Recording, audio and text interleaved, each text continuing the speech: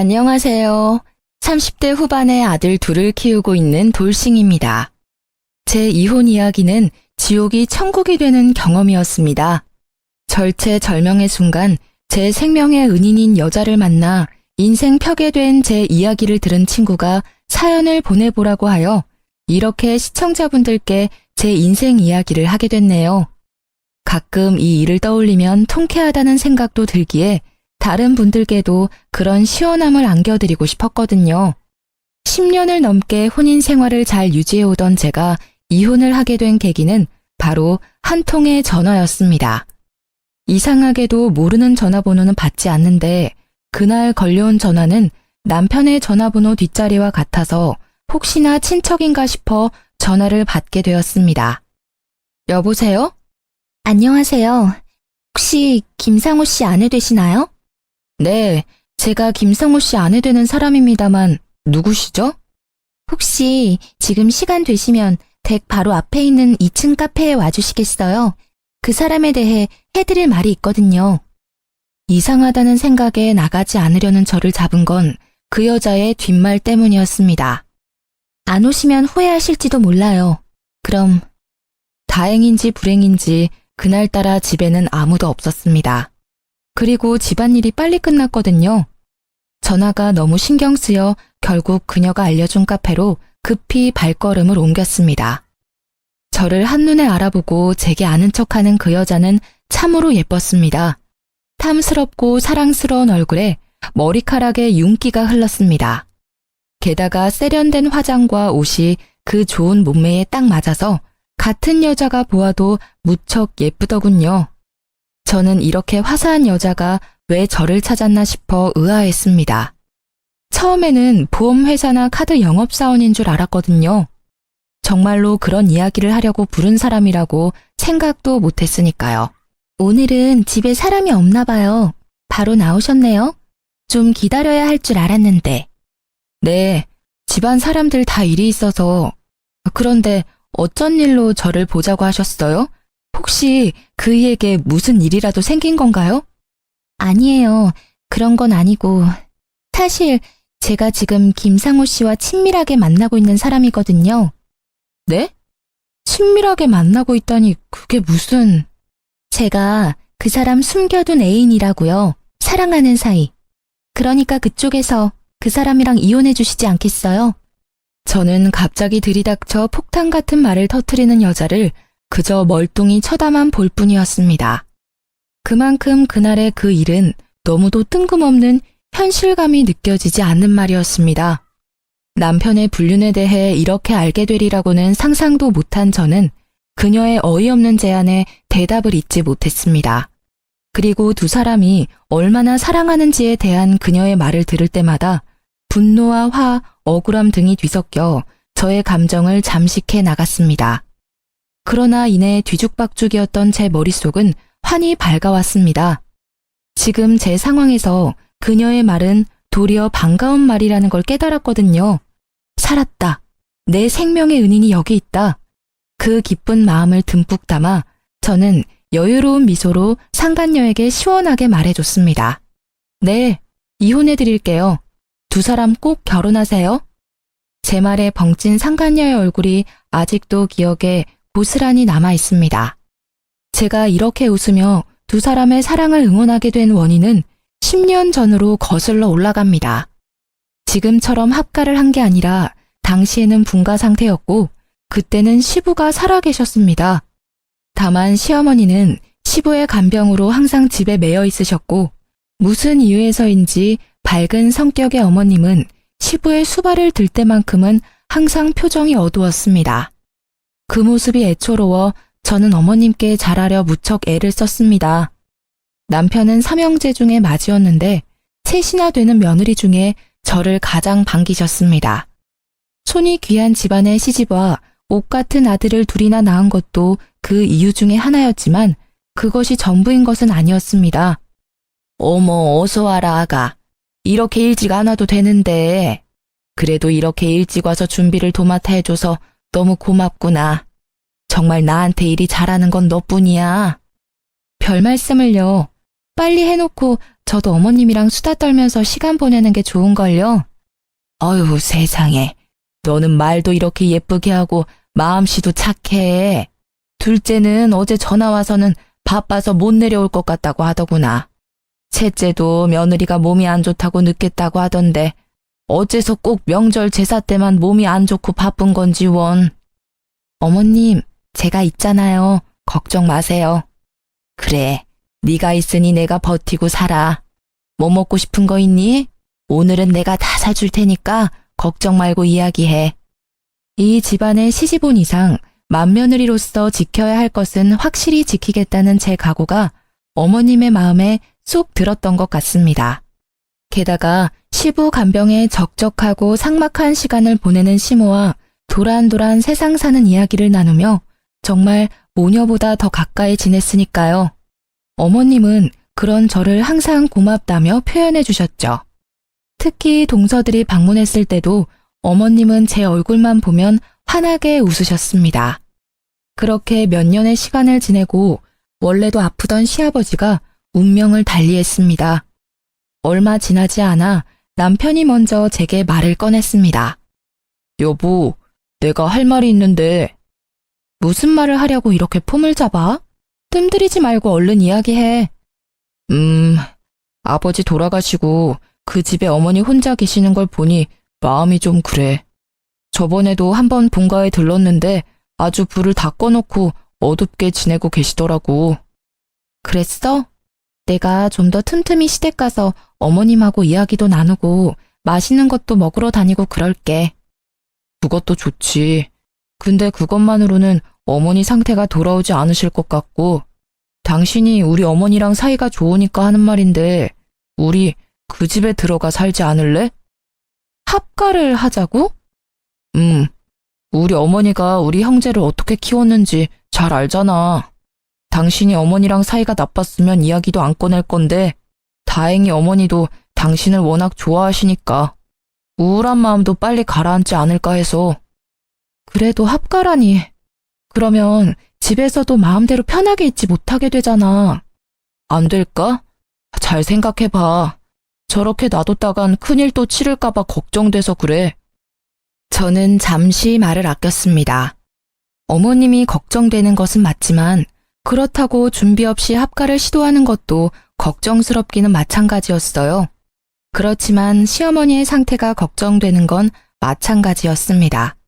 솔직히 저와 관계가 돈독했다는 것도 합가를 하게 된 결정적 요인이기도 했죠. 그렇게 저는 남편과 시댁으로 들어가게 됐습니다. 당연히 시어머니께서는 우리의 합가를 무척 반기셨습니다. 시어머니께서는 합가를 선택해준 저에게도 고마워하셨고 제 마음이라도 편하게 해주시려는 듯 제가 하는 일에는 절대로 잔소리나 꼬투리 잡는 말을 하시지 않으셨어요. 솔직히 그것만으로도 정말 감사하다고 생각했어요. 그러나 그런 어머님의 노력에도 역시 큰 문제가 생기긴 했어요. 당신, 오늘은 나랑 이야기 좀 해. 당신 왜 주차장에 나와 있어? 들어가, 날도 이제 찬데. 잠깐이면 돼. 당신 합가 후에 더 늦게 오는 거 알아? 합가하면 더 잘한다고 하지 않았어? 약속을 깨도 이런 식으로 깨는 건 아니지. 어휴, 또 그 얘기야? 그치만 어떡해. 일이 그렇게 늦게 끝나는 걸. 나도 일찍 퇴근하고 싶다고. 집에 와서 시원한 맥주나 마시면서 쉬고 싶어 하는 거 당신도 잘 알잖아. 그래도 이렇게 매번 늦는 법이 어딨어. 당신도 집에 와서 애들도 좀 보고 어머님하고 이야기도 하고 해야 할 거 아니야. 매번 왜 나한테 다 미루는데. 우리 애가 둘이야. 내가 꼬박꼬박 정시 퇴근하면 아들 둘 뒷바라지가 가능할 것 같아? 안 돼. 절대로 안 돼.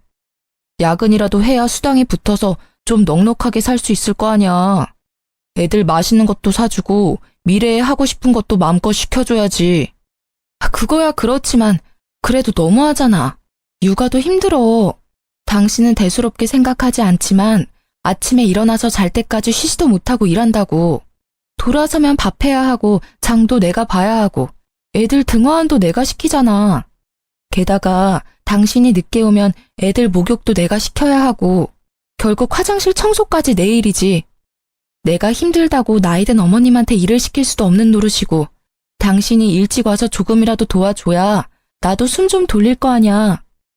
자기가 좀 이해해줘. 누군 일하고 싶어서 야근하냐? 지금 상태로는 답이 안 나오니까 하는 거야. 당신한테 그저 막연하게 기다리라고는 안 해. 대신 직급 오르면 월급도 오르니까 그때는 야근 줄이도록 할게. 응?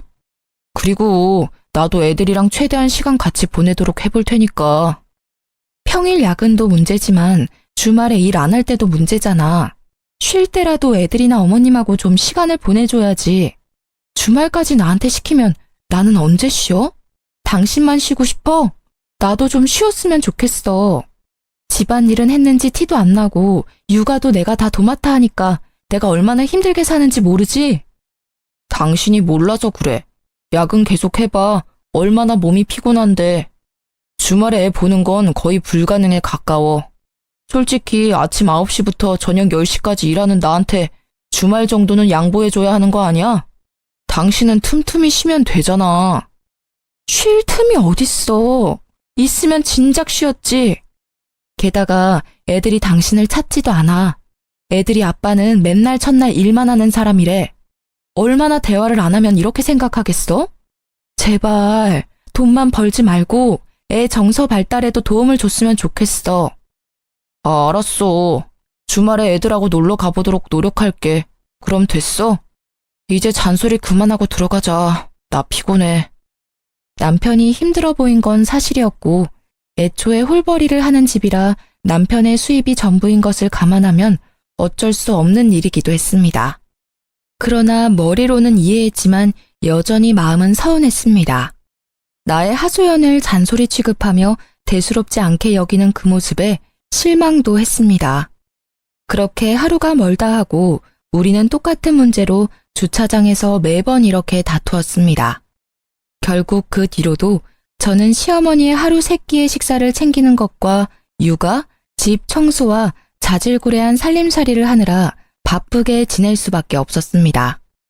그렇게 지지고 볶고 10년을 지낸 어느 날 병원을 다녀온 어머님과 남편의 표정이 심상치 않음을 느꼈습니다. 무슨 일이냐고 물어보지도 못할 만큼 얼굴색이 파리한 시어머님 때문에 신경이 쓰여 같이 다녀온 남편을 추궁했더니 저녁에 시동생들과 함께 밖에서 보자고 하더군요. 무슨 일인데? 어머님 상태 많이 안 좋으셔? 아님 기력이 많이 떨어졌다거나. 아, 우리 어머니 간암이래. 간암이요? 시동생들과 동서들은 그 말에 깜짝 놀라 말을 잇지 못했습니다. 그래, 못해도 이기 이상이라는데. 거의 확실하고 전이 됐는지는 다음에 와서 확인해 봐야 한다고 하는데 의사가 간이식까지 생각해야 한다고 하더라고. 여태껏 고생하신 어머니 이제야 좀 편히 사시나 했는데 하늘도 무심하시지. 가족들은 청청병력 같은 소리에 다들 망연자실이었습니다. 그래도 간이식하면 살 수는 있는 거잖아요. 우리 알아보러 가요. 우리 중에 간이식 할 수 있는 사람이 하나라도 있을 거 아니에요. 내 말에 남편과 시동생들은 모두 고개를 끄덕이며 동조했지만 동서들은 껄끄러운 표정이었습니다. 저만큼 어머님과 살뜰한 관계는 아니었으니 그럴 수 있다고 생각했습니다. 다만 제가 적합하다고 한다면 드릴 의향이 있었기 때문에 적합 검사를 받자고 한 것뿐입니다. 그리고 병원의 결과는 놀라웠습니다. 그 6명 중에 딱 저만 가능하더군요. 저는 이것도 시어머님과 저의 인연의 깊이라고 생각했습니다. 저를 살뜰히 챙겨주셨으니 저도 그 마음에 보답할 수 있는 길이 생겼다고 생각했죠. 그러나 수술이 워낙 큰 수술이다 보니 저도 선뜻 그러노라 말이 나오지 않았던 것도 사실이었습니다. 당시 육아와 살림에 찌든 제 몸 상태도 그리 좋지만은 않았거든요. 그 모습이 제가 망설이는 거라고 생각한 남편과 시동생들은 울며 불며 제게 매달렸습니다. 여보, 제발 부탁이야. 응? 우리 어머니 좀 살려줘. 이런 말 정말 파렴치한 거라는 거 알고는 있는데 붙잡을 곳이 당신뿐이야. 이식만 해주면 진짜 편하게 살 수 있도록 내가 다 할게. 예, 형수님. 우리 어머니만 살려주시면 진짜 살면서 이 빚은 다 갚을게요. 제발 부탁드립니다. 저희가 이제부터 더 잘할 테니까 제발요. 시댁에 모인 모두가 저를 설득시키려고 할 때 시어머님이 서늘한 표정으로 말씀하셨습니다. 됐다. 간이식은 받지 않으마. 오히려 잘 됐어. 늙으면 일찍 죽어야 흉한 꼴 안 보이고 갈 수 있어. 어머니, 그런 말씀이 어디 있어요. 자식들 생각 좀 해주세요. 이렇게 살릴 수 있는 방법이 있는데 어째서 눈앞에서 어머니를 잃어야 하는데요. 그래요, 어머님. 저도 몸 상태가 좋아지면 아서라. 이미 다 늙어 빠진 노인이야. 앞길 팔팔한 젊은 애들 간을 얻는다 한들 얼마나 살 거라고 수술을 해? 그거야말로 낭비야. 이식 안 할 거니까 그렇게들 알고 있어. 어머니! 그런 시어머님의 모습을 보니 저는 더 해주고 싶은 마음이 들었습니다. 그러나 당시 저의 몸 상태도 그리 좋지는 않았고 의사 선생님과 수술 과정의 준비에 대한 이야기를 듣고 한참을 고민하던 중이었습니다. 그러던 차에 제게 생명의 은인이 다가온 것이죠. 저희 3년 동안 당신 몰래 거의 매일 만났어요. 1년 전쯤부터는 출장이라고 속이고 여행도 갔다 왔죠. 쉽게 말해 3년 동안 불륜을 저질렀다는 말인가요? 불륜이 아니라 사랑이죠. 제가 그런 꺼림칙한 관계로 끝낼 거였으면 그 사람 와이프인 당신 앞에서 이렇게 당당하게 밝히고 있겠어요? 그래서 당신의 마음이 사랑이기 때문에 둘은 사랑을 나누었다고 말하고 싶은 건가요? 그런데 어쩌죠? 세상에서는 당신들의 관계를 불륜이라고 불러요. 그리고 당신은 그 사람의 애인이 아니라 상간녀고요. 그러니까 그게 싫어서 이렇게 제가 온 거잖아요. 그 사람이 당신이라는 여자에 대해 얼마나 부정적으로 생각하는지는 알고 있어요?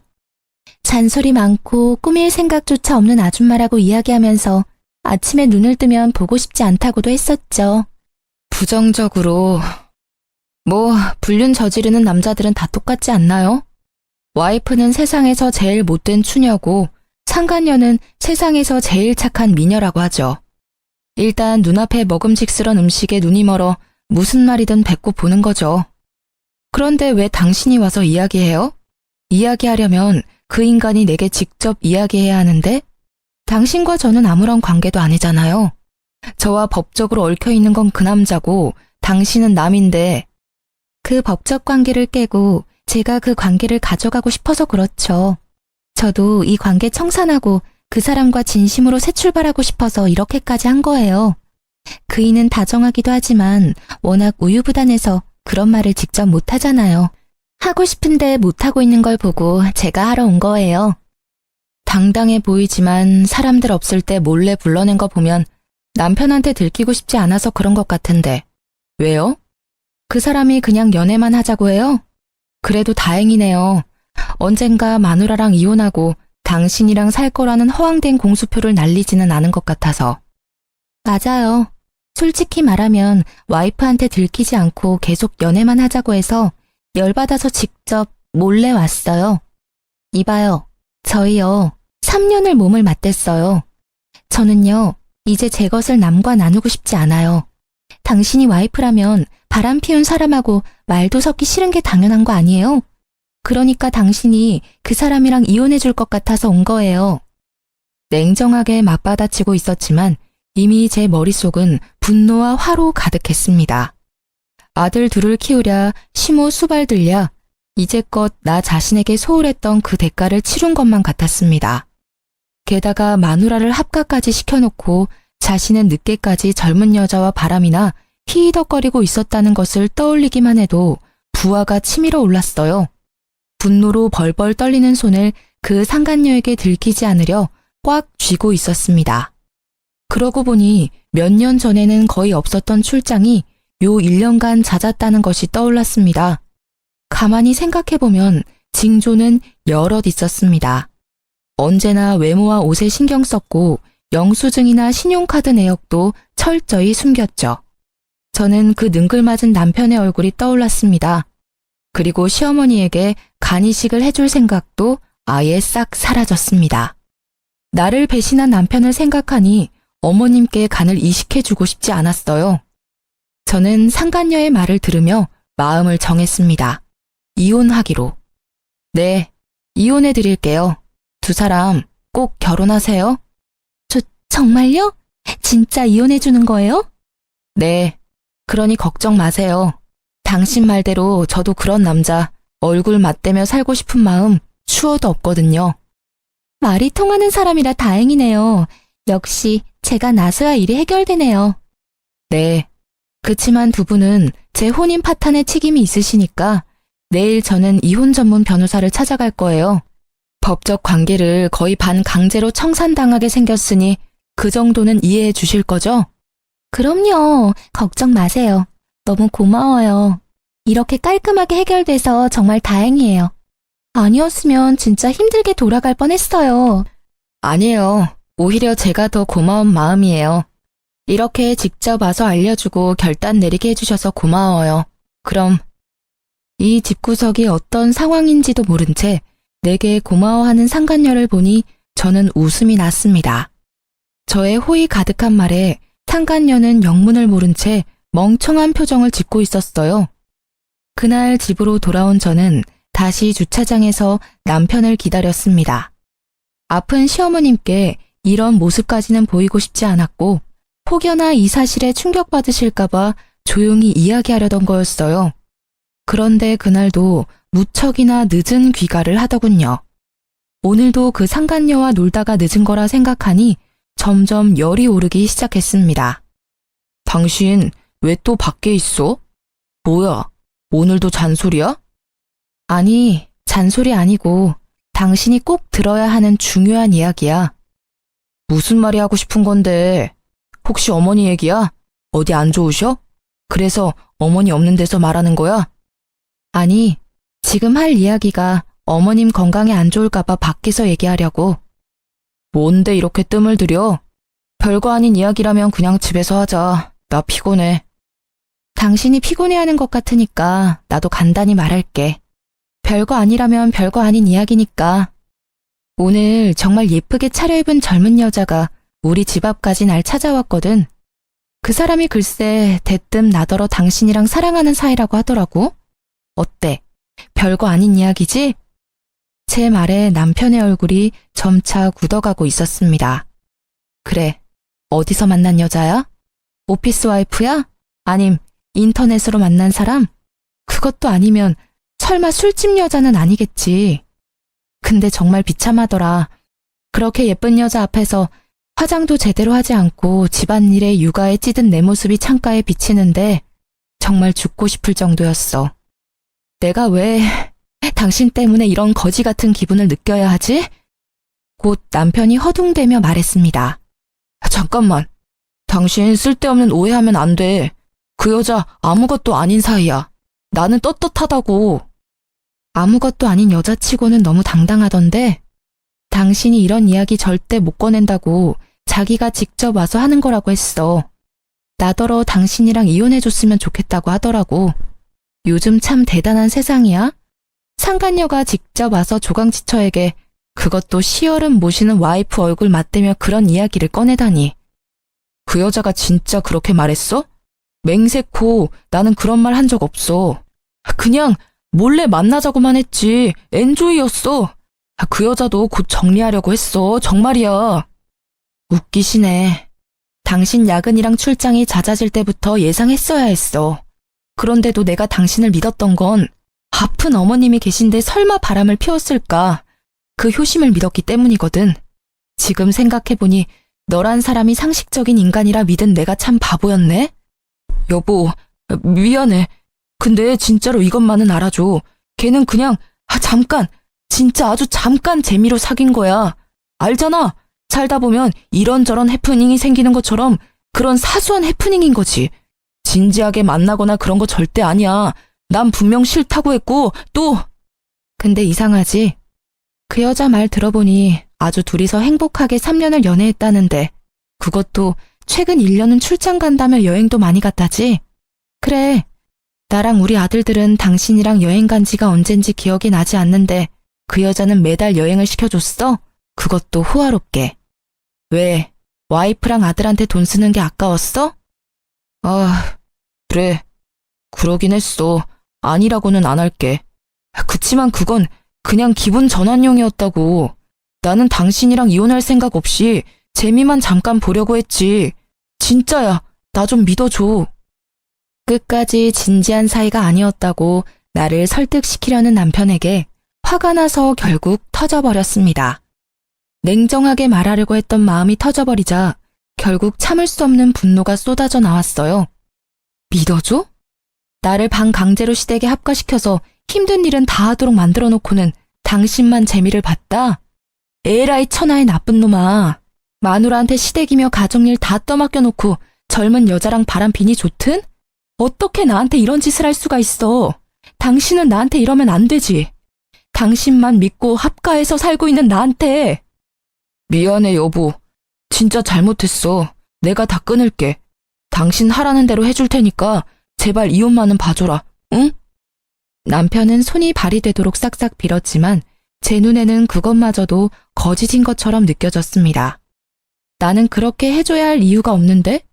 나 당신 상간녀하고 약속했거든. 이혼해주기로. 난 당신과는 다르게 약속은 꼭 지켜. 그럼 우리 어머니 간이식이라도 해주고 이혼해주면 안 될까? 순간 제 귀를 의심했습니다. 바람난 것도 괘씸한데 어떻게 자기 입으로 간이식을 운운할 수 있는지 뻔뻔한 것도 정도가 있는 법인데 말이죠. 내가 미쳤어? 당신이 젊은 년이랑 바람난 것도 우라통이 터져서 미쳐버릴 것 같은데 이 식을 왜 해줘? 당신 정신이 제대로 박혀있긴 해? 아니, 어머니가 당신 많이 좋아하시잖아. 당신도 어머니 살뜰하게 챙겼고 그간의 정이 있는데 마지막으로 그거라도 좀 해주고 가, 어?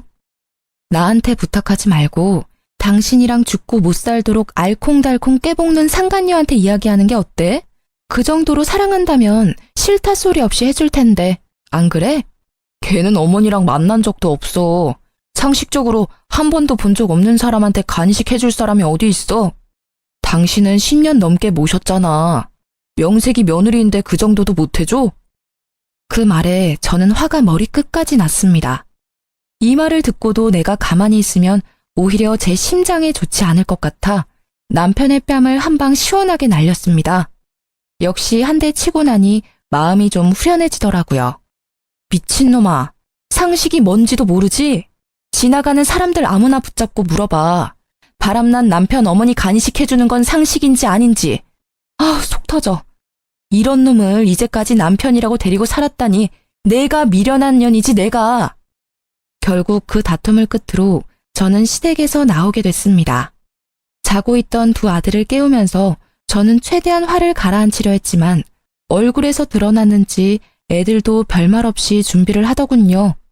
남편은 꼴도 보기 싫은 마음에 빠르게 짐만 간단히 챙겨 밖으로 나왔습니다.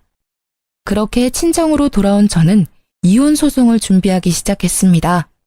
이혼 전문 변호사와의 상담을 통해 상간녀 소송도 같이 진행하느라 바쁜 시간을 보냈어요. 나를 허수아비처럼 세워두고 둘이서 한 짓을 떠올리니 없던 의욕도 솟아나더라고요. 그리고 그 일들이 진행되는 도중에 시어머니의 병세가 악화되어 급하게 입원하셨다는 이야기를 들었습니다. 어머님은 여전히 제가 왜 시댁을 나간 건지 모르고 계셨어요. 그저 저도 몸이 좋지 않아 잠시 쉬러 간다며 말도 안 되는 변명을 했죠. 어머님은 저를 붙잡지도 못하시고 애들을 데리고 떠나는 저를 바라보기만 하셨어요. 연락을 해볼까 말까 고민하던 차에 어머니에게 연락이 왔습니다. 나다. 잘 지내고 있니? 힘이 빠진 목소리에 기력이 없는 게 느껴져 안쓰럽더군요. 네, 어머님. 몸 상태는 좀 어떠세요? 치료는 잘 받고 계시죠? 그래, 나는 괜찮다. 제일 쓸데없는 걱정이 늙은 노인네 몸 걱정이야. 언제 죽어도 이상하지 않을 나이잖니? 그런 말씀 마세요. 다른 게 아니라 애미 너 이번 주 중으로 내가 있는 병원에 한 번만 왔다 가거라. 둘이 다시 잘해보라고 부르는 거 아니니 편히 와. 기니 할 말이 있어서 그래. 저는 망설여졌습니다. 시어머님께서는 남편의 불륜 사실을 모르고 계셨거든요. 남편은 자신이 잘못한 일이 있으니 말하지 않았을 거고, 저는 저대로 혹시 어머님이 충격을 크게 받아 무슨 일이라도 생길까 싶어 말을 하지 않았으니까요. 가서 무슨 이야기를 듣게 될지 모르지만 어머니의 말투가 여전히 따뜻했기에 한번 뵐까 하고 고민했죠. 머뭇거리는 저에게 한마디 남기시더라고요. 이번 주에는 애비고 네 시동생이고 아무도 안 온다. 어차피 자주 오지도 않는 사람들이야. 네가 마주칠 일 없으니 편하게 와. 부담 주는 거 아니야. 정말로 용건이 있어서 부르는 거야. 알았지? 여전히 저를 생각해주는 어머니 모습에 보내주신 주소로 찾아갔습니다. 병원 침대에 누워있는 어머님의 몰골은 말이 아니었습니다. 볼살 하나 없이 야위고 거뭇해진 얼굴에 이곳저곳 연결된 수액줄에 거동도 제대로 못하는 모습을 보고 마음이 미어졌어요.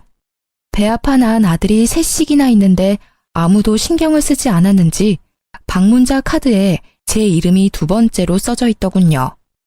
효자 코스프레하며 어머님 살려달라 소리치던 남편놈은 어디서 뭘 하는지 어머님께 와보지도 않은 듯 했습니다. 제 얼굴을 보신 어머님께서는 조용히 말씀하셨어요. 네 남편 때문에 네가 고생이 많구나. 네가 마음고생이 많아. 너에게는 얼굴을 들지 못할 만큼 미안하다고 생각하고 있단다. 저는 아무 말도 하지 못하고 눈시울만 붉혔습니다. 나도 눈이 있고 귀가 있으니 대충은 알아. 그놈이 너를 두고 젊은 여자랑 바람났다고 하더구나. 내가 그 사실을 알았을 때는 가슴이 철렁 내려앉았단다. 네 시부랑 똑같은 짓을 한 아들이 내 자식 같지 않다고 느껴졌을 정도야. 내가 아들을 헉 키운 게지. 시어머님이 알고 계실 줄 몰랐던 저는 깜짝 놀랐습니다. 그러나 어머님은 생각보다 담담히 제게 말을 해주셨어요. 나는 말이다. 네가 참 마음에 들었어. 젊을 적 나를 고생시키던 고약한 남편 수발을 들며 눈물 참아내던 그 집에 네가 와서 애들 웃고 떠드는 소리 이런저런 세상 이야기 듣게 해줘서 너무 고마웠어. 어머님, 그래서 나는 네 가슴에 대못 박은 아들놈 대신 며느리인 너와 내 손주들을 먼저 생각하기로 했단다. 내가 살던 그 집 네 앞으로 명의 이전해 줄 테니 그리 알고 있어. 네? 안 돼요, 어머님. 제가 그 집을 왜 받아요? 어머님 집이시잖아요. 그리고 저는 그걸 받을 자격도 없어요. 잔말 말고 받어. 너도 알다시피 나는 오래 못 가. 이 병원 들어올 때 이미 연명치료도 안 하기로 사인했단다. 그 집 말이다. 정말 주고 싶었던 사람이 너야. 그 집에 따뜻한 추억을 만들어준 게 너니까. 그동안 내 며느리로 살아줘서 고마웠어. 네 덕분에 눈 감기 전 즐겁고 행복한 일도 많았었어. 그리고 내가 너한테 집 줬다는 이야기는 아무한테도 하지 마라. 죽기 전에 시끄러워지는 건 싫구나. 저는 결국 어머님의 뜻대로 남편 몰래 40평대의 시댁집을 받게 되었습니다. 혹시나 모를 문제에 변호사를 대동해 공증도 받았습니다. 어머님은 혹여 새 아들들이 따지고 나올 것을 대비해 유서에도 명백히 작성해 남기셨어요.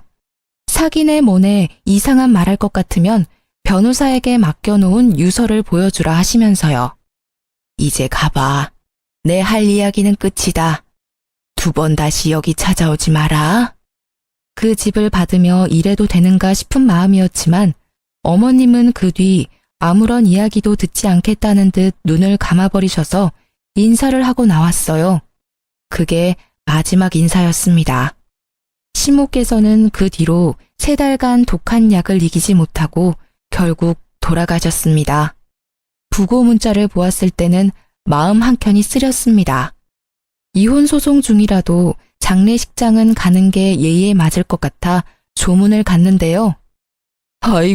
아이고 어머니, 이렇게 가시면 저는 어떻게 합니까?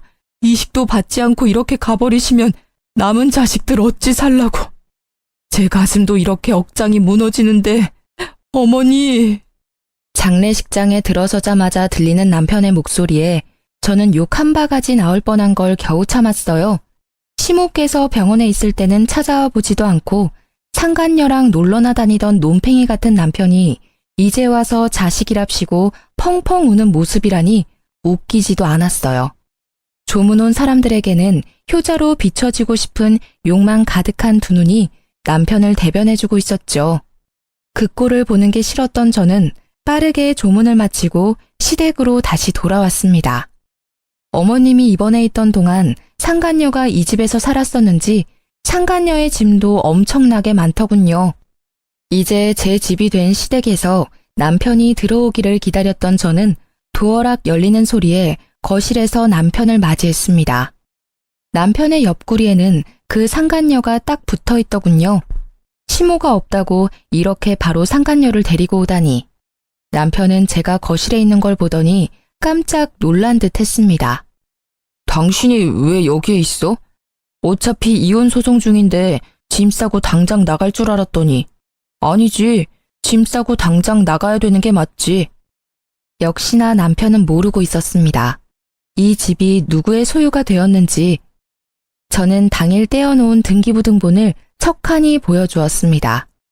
처음에는 그게 뭔지 몰라 멀뚱멀뚱 읽고 있던 그가 갑자기 손을 덜덜 떨며 재차 확인하기 시작했습니다. 이제 알겠어? 이 집 내 거야. 그러니까 너희 두 사람이 당장 나가야 될 것 같은데? 왜? 이 집이 왜 당신 앞으로 되어 있어? 내가 받는 게 당연한데. 아, 뭐야. 당신 대체 뭔데? 우리 어머니한테 뭘 어떻게 했길래 어머니가 당신한테 집까지 준 거야? 그러게나 말야. 내가 뭘 해서 어머님이 내게 집을 남기셨을까? 당신이 잘 좀 생각해봐. 일단 이 집에서 나가. 알았지? 야, 너 설마 우리 엄마 협박했어? 아님 시어머니 상대로 사기쳤냐?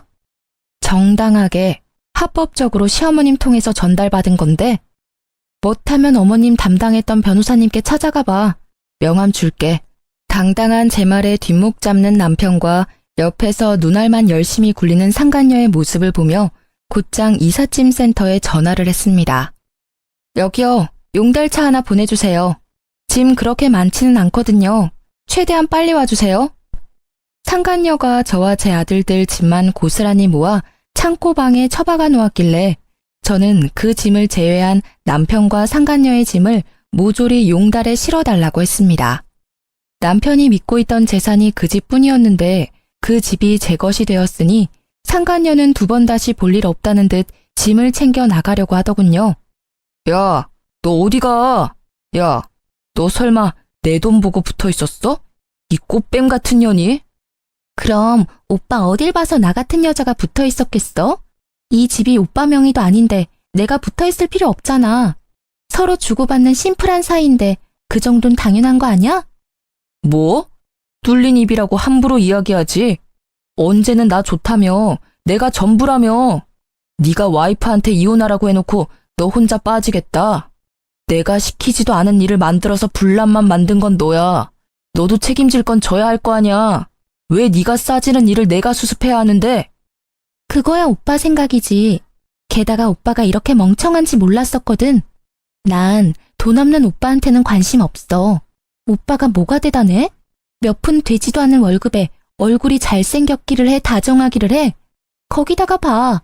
내가 오빠 생각해서 와이프랑 이혼하게 만들어놨는데 두 눈 뜨고도 집까지 홀랑 뺏기고. 너 말 다 했어? 저와 용달 기사들이 보는 앞에서 두 사람의 추접스러운 대화는 그렇게 몇십 분 동안 이어졌습니다. 정말 수준 떨어지는 사람들끼리 똑같은 짓 하는 걸 보니 코미디가 따로 없었네요. 결국 남편은 상간녀와 함께 제 집에서 쫓겨났습니다. 어디로 간 건지는 모르겠지만 두 사람이 함께가 아니라는 것만은 확실했어요. 집 하나 없다고 찢어지는 두 사람을 보며 사랑이네 뭐네 했던 상간녀의 말이 생각나더라고요. 그 여자에게는 남편이 물려받았을 집이 사랑의 대상이었겠죠. 그렇게 저는 남편과의 이혼 소송에서 승소하게 되었습니다. 당연하다고 생각해요. 상간녀를 데리고 시댁에 온 것도 그렇고 그 상간녀가 와이프인 나를 찾아와 이혼을 종용하기까지 했으니 말이죠. 그럼에도 소송까지 간 남편이 대단한 건지 모자란 건지 모르겠네요. 물론 상간녀한테는 손쉽게 위자료를 받아냈죠. 요즘 애들 참 시원시원하더라고요. 소장을 받자마자 돈이 입금되더라고요. 그런데 남편은 거기에서 끝나지 않았어요. 여보, 애들은 좀 보여줘. 어떻게 엄마가 돼서 애들한테 아빠를 없애버릴 수 있어? 당신 정말 잔인한 사람이야, 어?